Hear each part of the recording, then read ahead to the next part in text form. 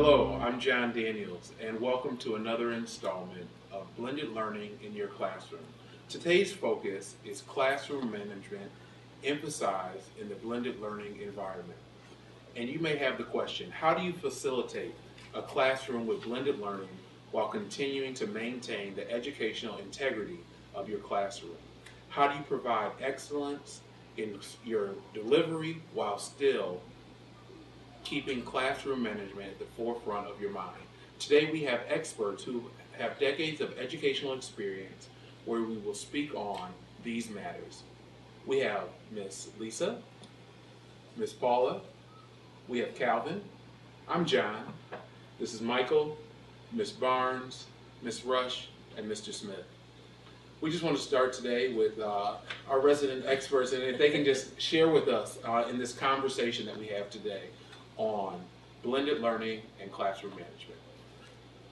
Well, we decided that when you're going to do blended learning, you first need, just like when you're going to teach reading, writing, and math, you need to teach your students to be a good digital citizen.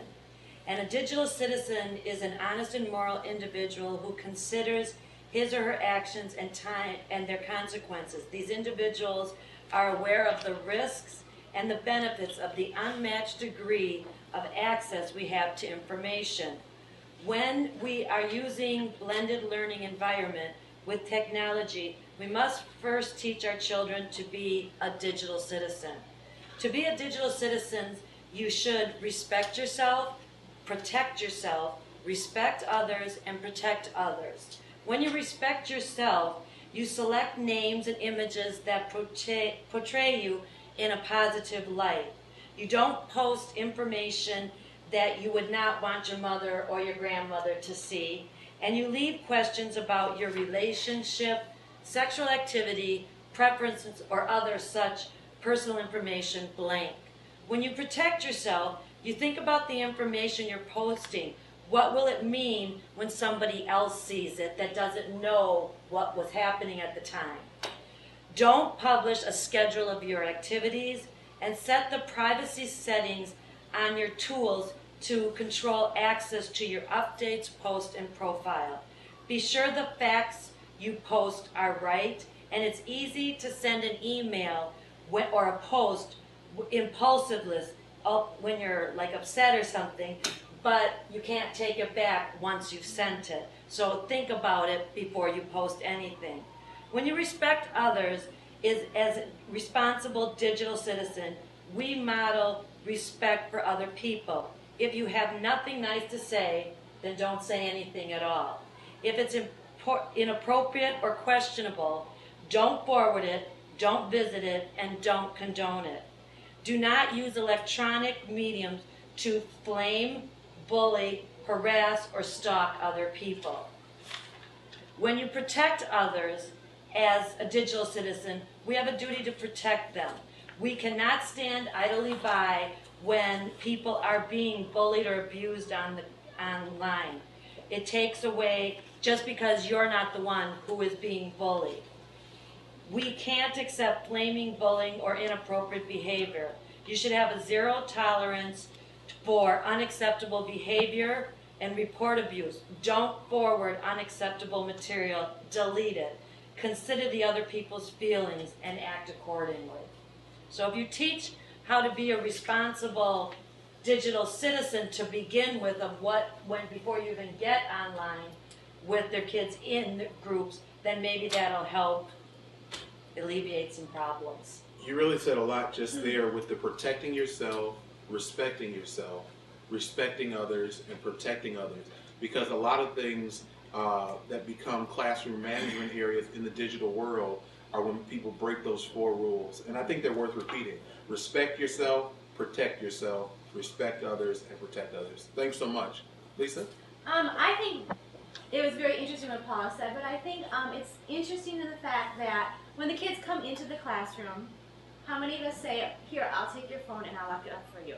Okay, everyone power down your phone because everyone's so afraid that they're going to go on Facebook, or Twitter, or Skype. And just like I'm sure years and years ago when we went from the one-room schoolhouse to a schoolhouse, there's that first teacher who took their kids out on a field trip.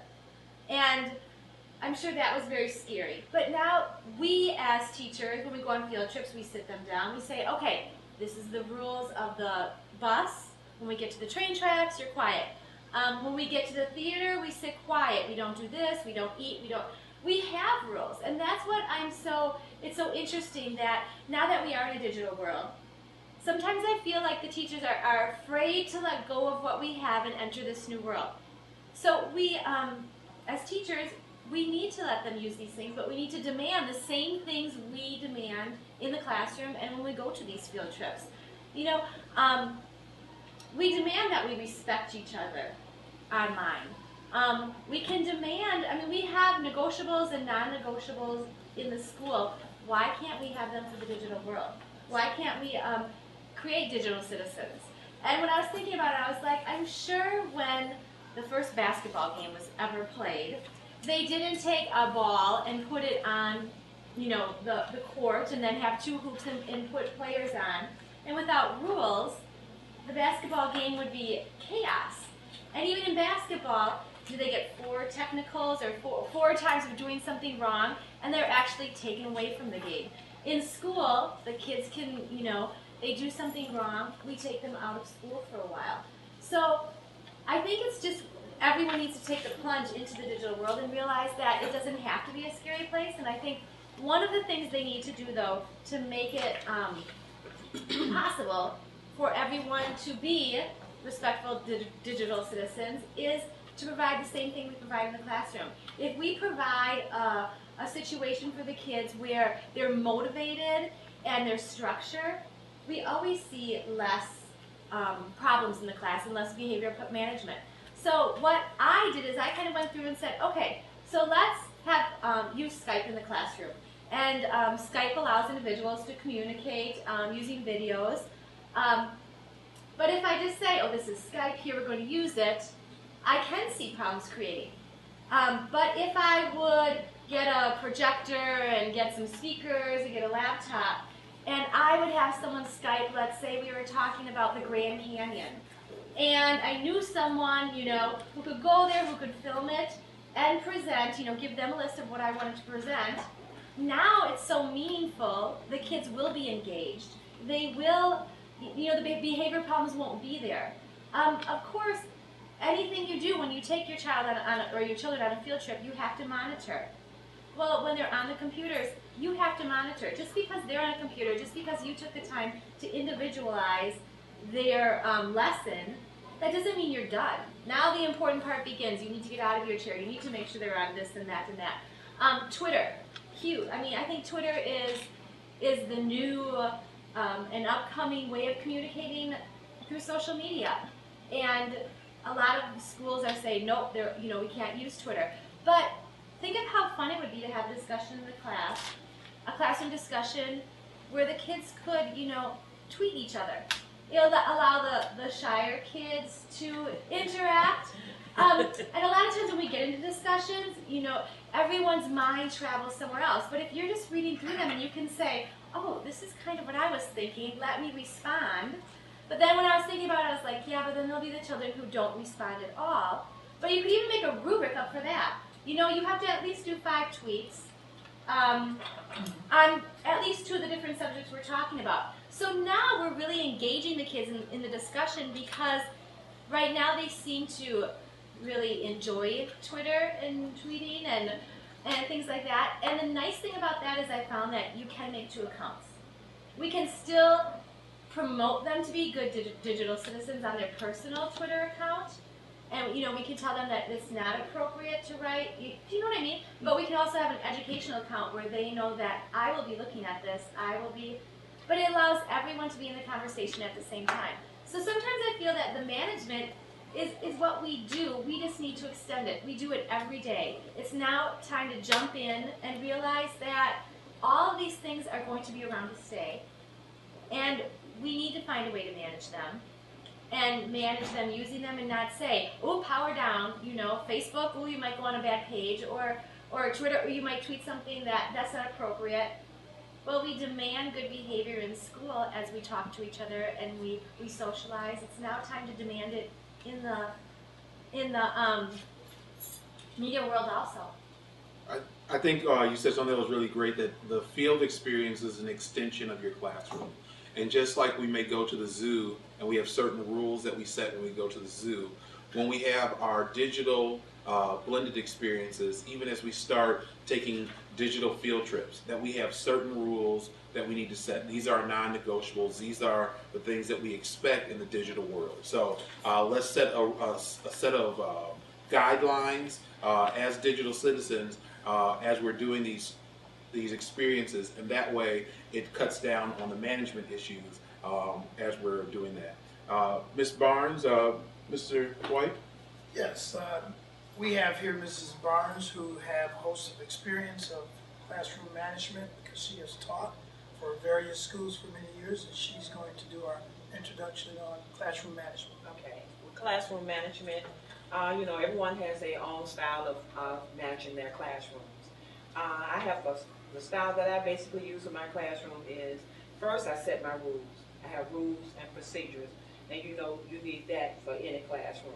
And I try to engage kids in work that I feel like that they could do and where they feel comfortable in doing.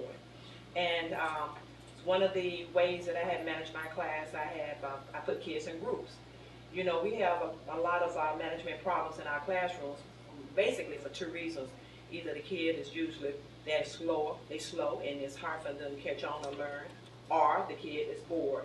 Okay, and so I would mostly I would put the kids in groups, and in that way, when I put the kids into groups, they would have the opportunity. The kids that are on a higher level would have that opportunity to try to lead and take control and help the kids to stay on task with their learning, and the ones that are on lower level, they will get into a group that would probably help them out, and then the kids won't feel threatened.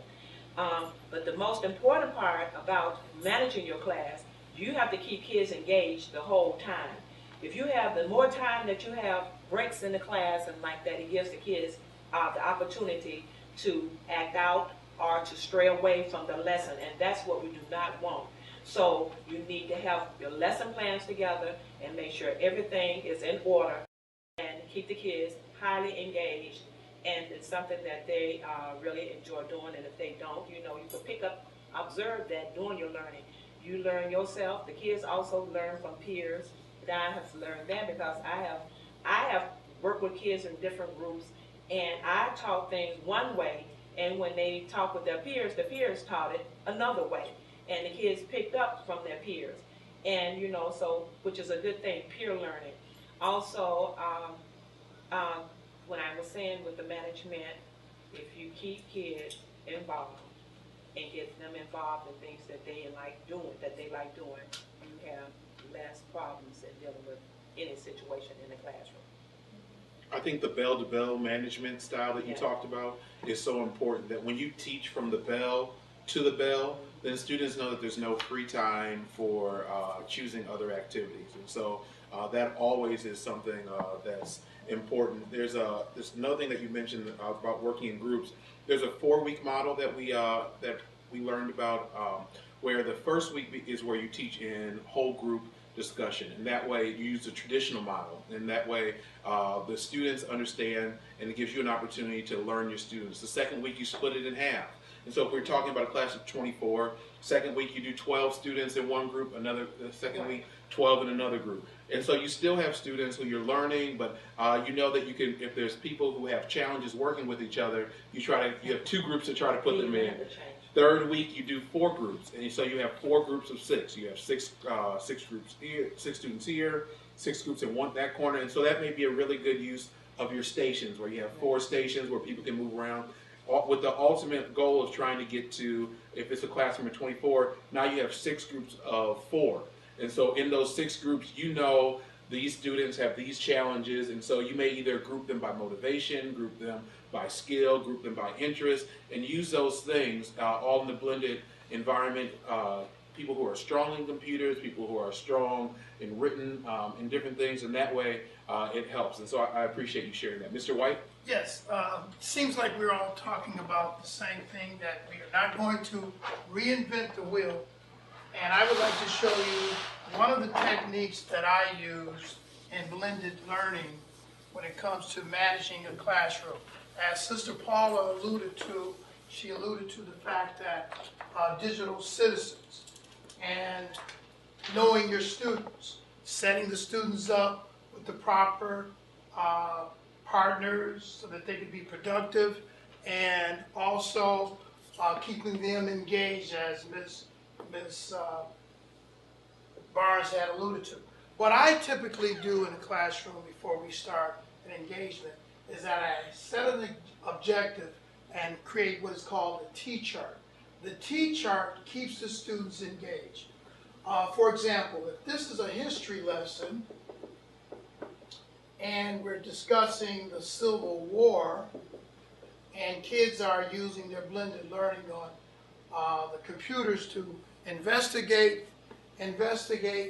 some of the things or problems that the Civil War has taken place over many years in 1865 and how it relates to the wars commonly today, as the Iraq War that we've had and the Afghanistan War. And so what I do is divide this T-chart and I say to students, now in this objective, what does it look like? And secondly, what does working on the computers sound like? And so what you're doing, you're allowing your students to buy into the engagement. This is a technique that I often use in many, even from K4 through 12th grade seniors, you can use this technique. Now, I have an audience here, and I would ask Miss Rush, what would, if you were on the computer, what would that look like? Look like would be most likely you would see Battlefield. Okay, Battlefield, and you would be what? Sitting down, engaged with your computer, correct? Mm-hmm. Okay, engaged with your computer.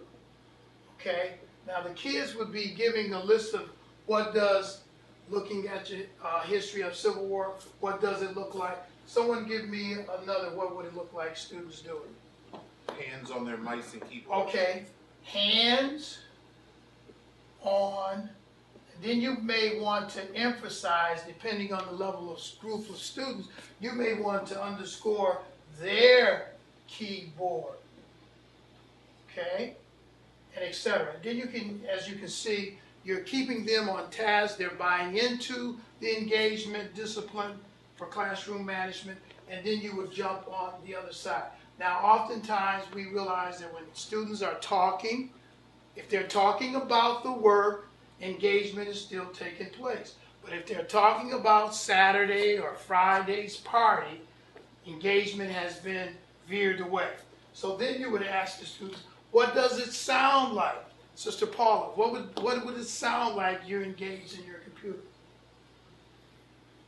And then now the students are thinking. Talking. Okay, quietly talking about what? About the subjects. About the subject matter. Very good. Or Subject matter. Or something that they read online. Something that they read online, something that they may want to share. And so what this does, this keeps the students engaged. If you have students that have struggles in sitting, you may have them sit with you, or you may partner them off, as we mentioned earlier, or you may even have them to do a special assignment while the others are working. And what this will do, this T-chart that I call, it will keep the students engaged, and if the students, by any chance, veers off the engagement, then you can point them off by just really saying, look at the T-chart, what does it look like, Brother Smith? What does it sound like? They can get too loud, the volume, decibel level can rise, and then you can say, okay, what should it sound like? Okay, very intermittently speaking on the subject matter. And so once you use this T-chart, you can use it for many different subject matters, from math to history to science, to doing science experiments to keep the students engaged. You know, should you visit other students? No, what does it look like? No visiting other groups, etc. And this keeps the control of the classroom and more in line with the learning process. I like how you gave the students the opportunity to create their own rubric for behavior. And so as people create their own behavior models, it becomes something that they own. So if I'm the one who said, you know, the hands should be on their own keyboard and mouse, then I'm not going to be like this on Calvin's keyboard and mouse, because I'm the one who said it, you know. And so It becomes to the management scheme. Right. So are there other things that you've run into as far as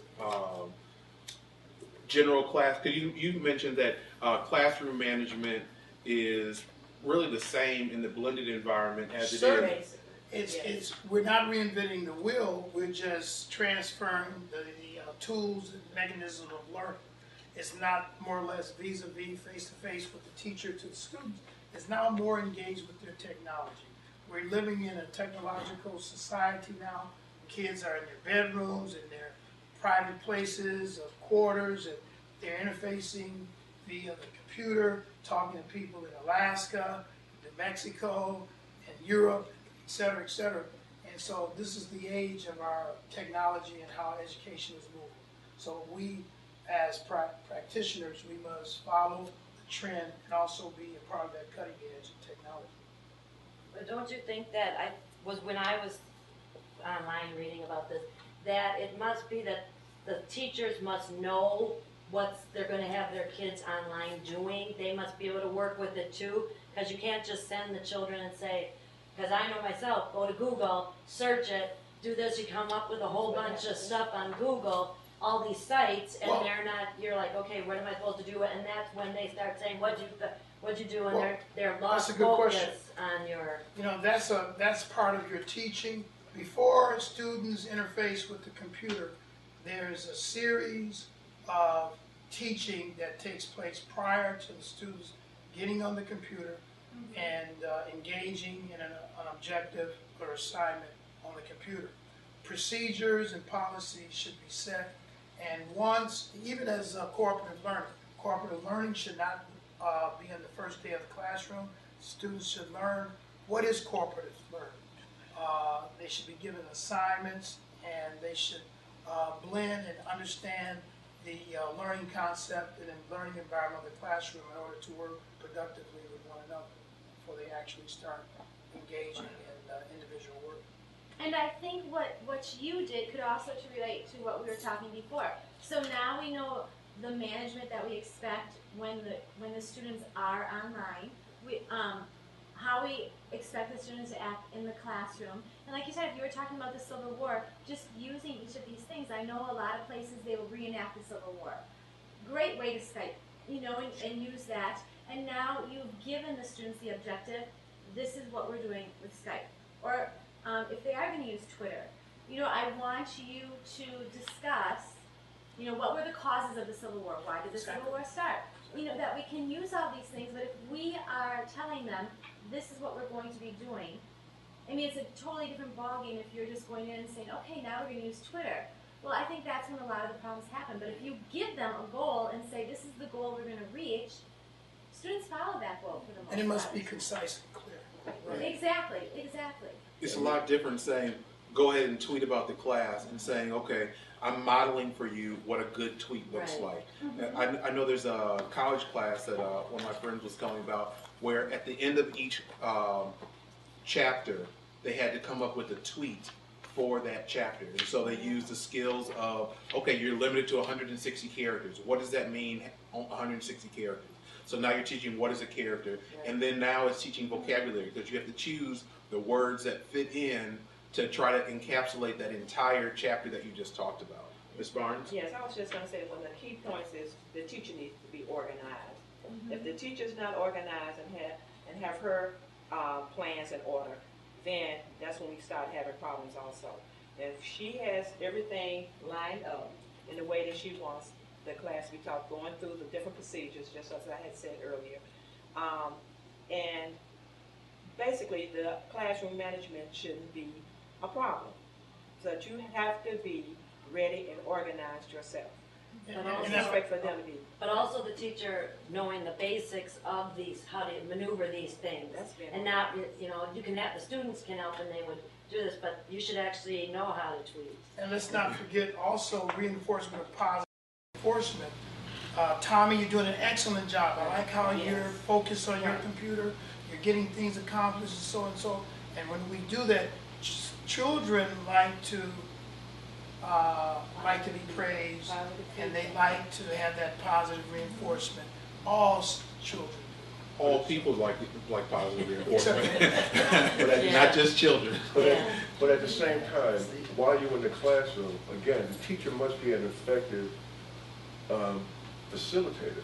They must understand that this is blended learning, and that blended learning does not mean that I'm able now to sit back at my desk and get on Facebook and all that. No, but that means you are now, you know, almost like the pilot said, you are now free to roam around the country. That means you are now free to roam around your classroom, giving individual attention. See, that's the other thing. You don't have to say so much, very good, Paula. But no. You coming around, sitting next to Paula, and say, oh, okay, Paula. How'd you do that, Paula? You know, now you engage in the student. Now you get this other assessment tool you're getting. It's no longer now, let's take this test. You know, you're sitting there, Paula now can verbally explain to you what is up here. And then you can get into some more critical thinking at the same time. Sure. Let me be devil's advocate. So, we're all on the positive end, right? But say if, I want to say, Mr. White, everyone else is on task, but you have Mr. White here who's putting inappropriate tweets up that the whole class is seeing. How do you actually deter his behavior? Because the rest of the class is seeing that. And I think that's kind of when I was kind of relating to the basketball game. You know, you get 4 technicals and you're out of the game. Well, I haven't even given 4, but I see, you know, one inappropriate tweet, you're off the internet for a while. Now here's paper and pencil. Do you know what I mean? We still have our backup. Consequences. Because there's responsibility that comes with it. And just to add on to what everyone is saying, what I'm hearing is that the foundation was set and the structure for us building a building community as far as the infrastructure. When you are prepared, when you are on task, when you're engaging, when you're monitoring, that leads way to segment to room to open up engagement. That engagement helps you create the infrastructure to your lesson plans to curb unwarranted behaviors as far as disruptions. Because if you understand and you engage them and then you get them involved, then that eliminates that playing, that horse playing, that's I'm not on my task, because you're prepared, you're on track, and you're focused. But you also set the environment and the infrastructure, which leads to a segment into 12 ways of affecting classroom management when blended learning. But also at the same time, I'm going to use his first name. I'm going to treat him like a student. Michael, the reason why Michael is goofing off over there on that computer, Michael may have challenges. Michael may have disabilities. We have to remember, some of our children come with emotional disability, learning disability, cognitive disability. They come with disabilities, so while they're sitting there with this technology, the only thing that he knows how to do is tweet, you know, inappropriate thing, because he has no idea that this tool he has now has other uses. So, you know, so now the teacher must understand that, you know, let's say Michael has a learning disability problem, that his cognitive level, or he's emotionally, he has an emotional baggage or whatever have you. So that teacher, while that Monday, while we're doing whole group discussion and lesson in detail what's to follow, you know, I can tailor Michael's learning to his computer. I can go back there and create a program. Mike, this is for Michael. Michael has an emotional disability, so I must keep him on task. How do I keep him on task so he's not goofing off or he's not tweeting inappropriate stuff? That comes from differentiated instruction. Well, it's not. Well, And- that is true too, but we got to remember it's still blended learning. Sure, So so I have to now accommodate you, sure. not so much the classroom as Mr. Smith said, it's the whole educational environment. So I have to make it now conducive for you. So instead of just keeping you home on a virtual school, that's what they do now with some kids with disabilities. They put them on a virtual school. The virtual school is that I have a camera here and you're at home. But that does not bring the child into the world.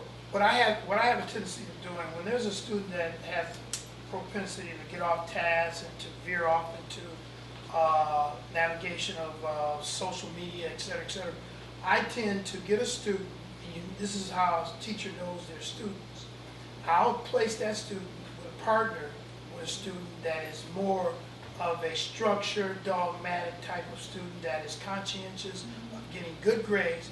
Then that student would somewhat like be a mentor or a monitor for that student, which will typically engage that Michael who is off task or who is on a tangent doing something that is totally off the objective of the learner.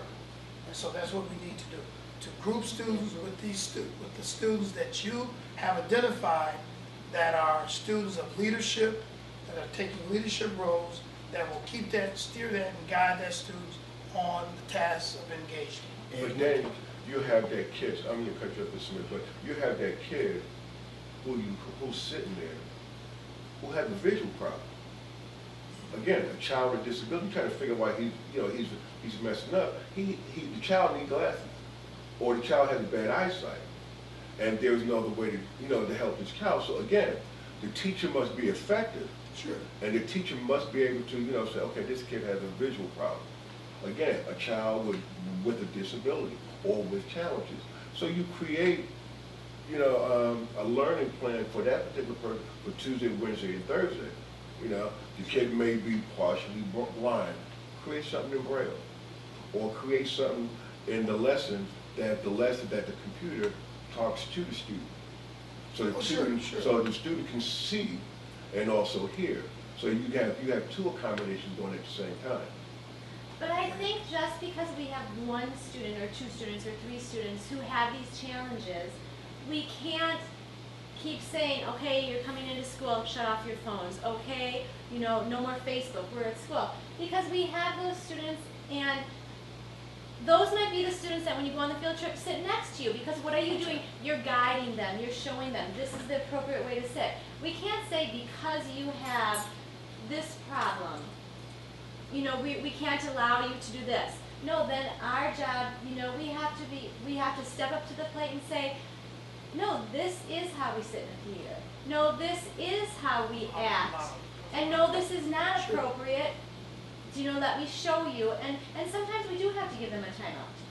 And they have to realize that, okay, if I don't do it correctly, I'm not going to get to use it. And I think these tools are what the students want to use right now. And when we're using something that the students want to use, what child doesn't want to go on a field trip? Okay, What student doesn't want to use technology? But again, we must still look at some of our students who will come with learning challenges. It's not so much they're misbehaving, but you must be able to accommodate that child that comes into your classroom who can't use their hands, who can only speak. Okay, so again, blended learning. You must set up your lesson plan on Tuesday, Wednesday, Thursday to accommodate this child. The child got to be able to come to the classroom, sit up here in front of the computer while everybody else is doing their lessons, and they're doing theirs too. They don't want to be different.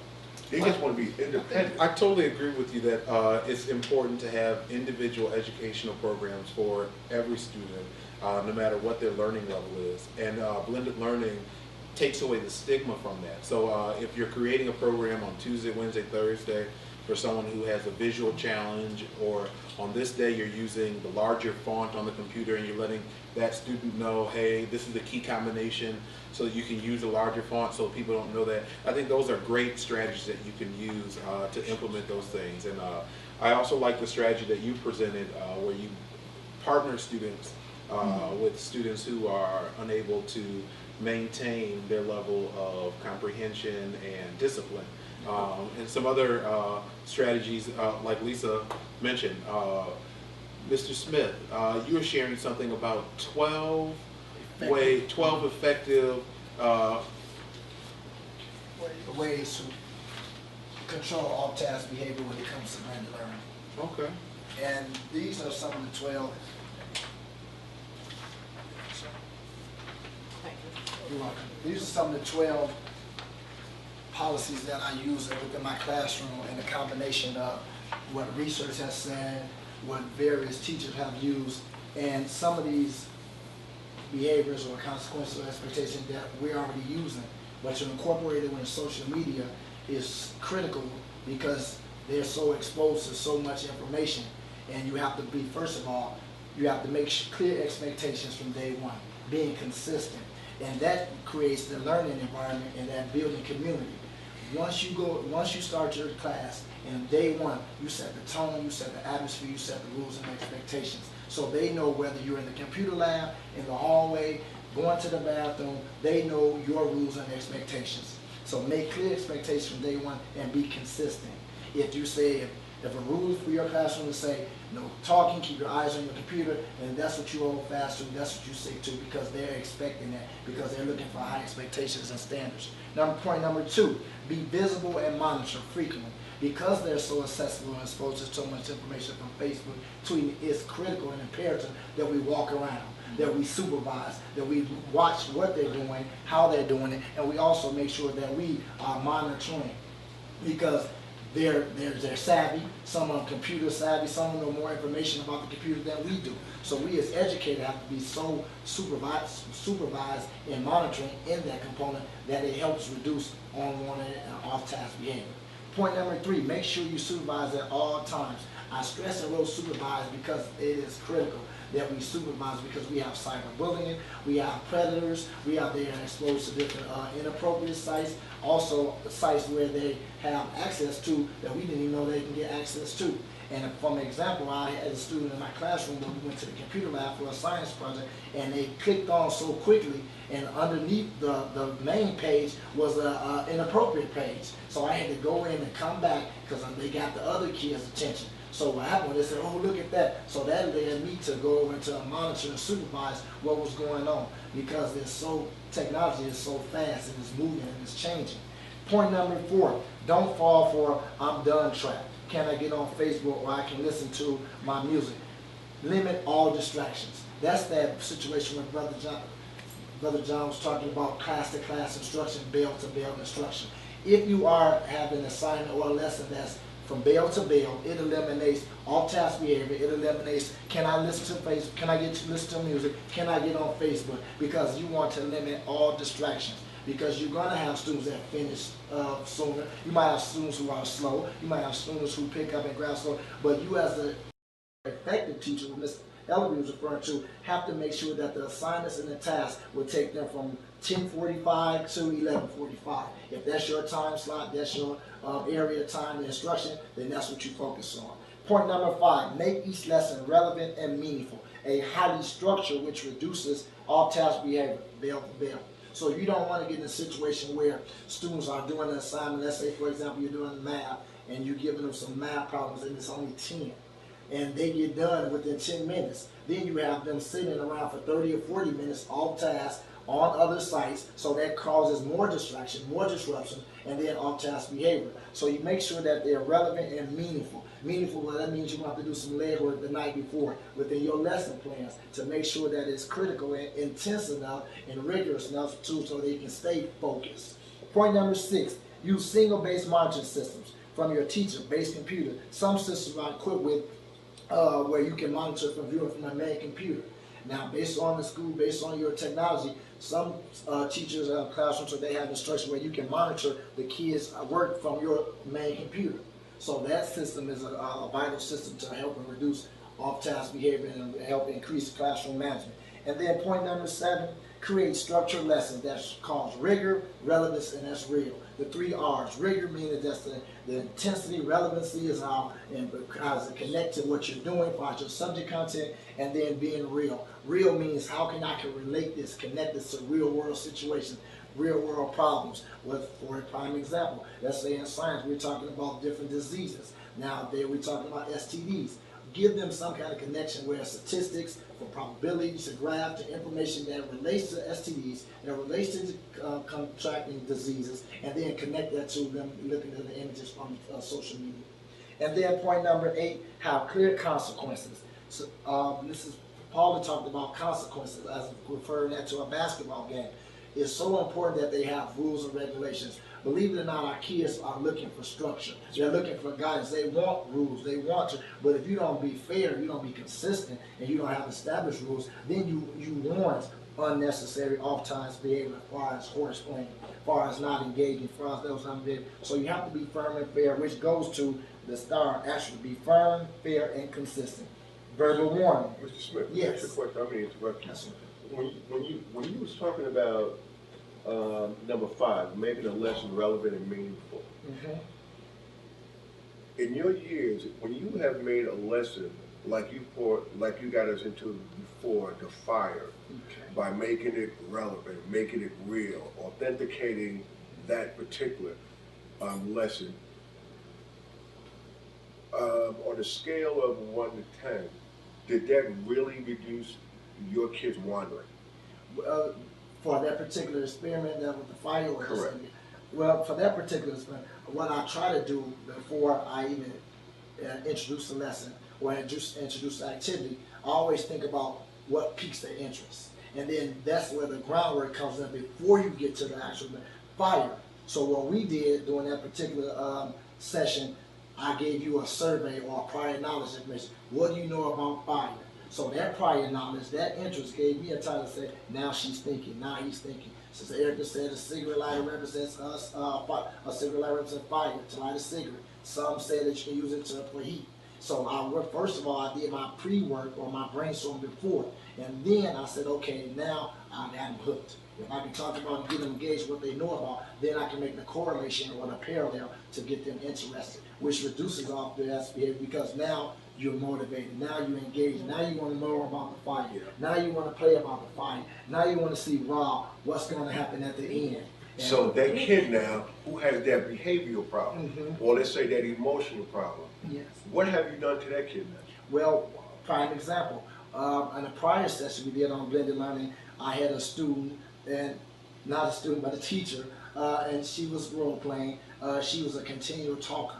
So what I did, and normally what you can do is one effective way is to get them involved, give them a responsibility. So I had her read the information because I see she liked to talk a lot. So eliminate, she kept talking, continuously talking. So I called on Mrs. Such and Such, you read the information. So that took that negative behavior, that unnecessary talking, and I gave her a responsibility. She was engaged, she participated, and she was learning. So And what about the slow learner? the slow learner, well, every system varies because you have to make those modifications, and the modifications comes from different programming. For example, you might have to make a modification in their learning with reference to, let's say you have a struggler, a student who struggles in math.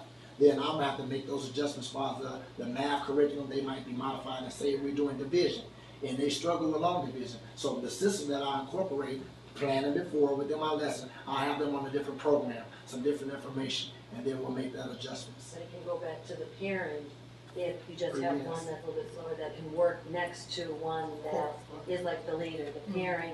Not that they're all, but not that it makes it a point that they stand out, but you can just seat that one next to them and Or they can can help. be the teacher's assistant. Right. Right. You always got to remember when dealing with blended learning, I don't mean you can get back there, is that you want that kid to be independent. You want that critical thinker. You want that child to be able to seek and find information on their own and then share. It's okay to have somebody to collaborate with, but you have to get back to the independence. And that goes back to having the clear consequences and let them partake in making the rules and go over the rules before and doing after the lesson. because if the key is to have established rules set and the tone and the environment set so they know follow suit. Because even before you get to the social media, the computer lab, the rules are in place. They know before I get to the classroom, here's what I'm expecting. You know talking, keep your eyes on your computer, pay attention. And if those things, if you break those rules, a verbal warning, second warning, third warning, loss of computer privileges for the day, week, or contact parent. So they know what I'm expecting. And then number 9, hold students accountable by signing contract with limits horseplay or unwarranted talking, off-task behavior. And then number 10, if you have a disruptor, a severe disruption, then here's one thing you can do. Confiscate the iPhone, iPad, social media device. Class period, we give it to them back at the class, in the class period, give them a 0. Ms. Barnes always say that the assignment, they're off task, instead of trying to put them out, give them a 0 for that assignment. So they're still in the classroom, you take the power away from them, but they lose the assignment because they want good grades, they want to do well, so take points from them. And then number 11, have technological and social media balance. Do not overdo it. The use of social media where it comes watered down, where we have to go in there and just play and get down the assignment, then they're going to, can we go to the lab? And you guys, because of poor planning, poor preparation, and then lack of structure and classroom management. And then the last thing, make the lesson engaging and meaningful. I think that's so important. Just remember that effective teaching develops students to advance to levels of mastery. I'm glad we were able to share with you today on some of the tips on classroom management in the blended learning environment. Join us for part 2 as we go on this webcast.